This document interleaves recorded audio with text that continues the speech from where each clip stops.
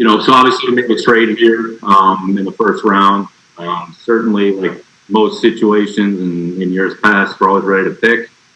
It was a situation where we thought that the trade made sense, so it puts us in a position picking the top of the second round tomorrow, the 4/3.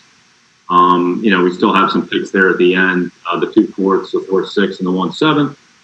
So we'll see how it all works out here tomorrow. I'm sure we'll be active tomorrow. At some point, we'll end up picking a player or two or three. Like, who knows how it goes? But we have some flexibility going into tomorrow, so we'll recalibrate where we are, what's left, and kind of take a look at some of the different players. I just say overall process-wise, the league did a great job.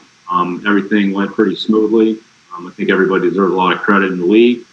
Our group did their great job. The communication was pretty fluid. We really didn't have any gaps.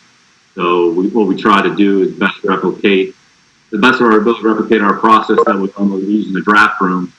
I'd say we were able to do that here this evening. So that's kind of where we are for tonight. Certainly take some questions here for a little bit. We don't have any players to talk about, but probably some things that we can hit here over the next few minutes. We're going to start with Mike Petraglia, followed by Mike Reese. Thank you, Stacy. Good morning, Nick, and thanks for doing this. I guess what I want to go over is how much of a priority was it to target a particular player? I know Justin Jefferson went right before you were going to pick at 23, and how much of a priority was it for the organization to move into the second round, and you now have a second-round value? Yeah, I think we go into these drafts pretty open-minded, and we really look at everything on a case-by-case basis. So like we've talked about in the past, you always have to be prepared to pick, which we certainly were ready to pick. And we think we had a handful of players that we were discussing. And the opportunity came up with the Chargers that we thought made sense. So each situation that comes up, we look at it on a case-by-case basis, and we do what we feel is the best. I don't think we go into it and say, okay, well, if this happens, we're going to do this. We don't look at it that way. I think we just look at what's in front of us and then make a decision. And then we move forward with whatever decision that we make. If I could follow up real quick, Nick, did you make that decision, you and Bill and the staff make that decision to pull off the trade once Jefferson went to the Vikings?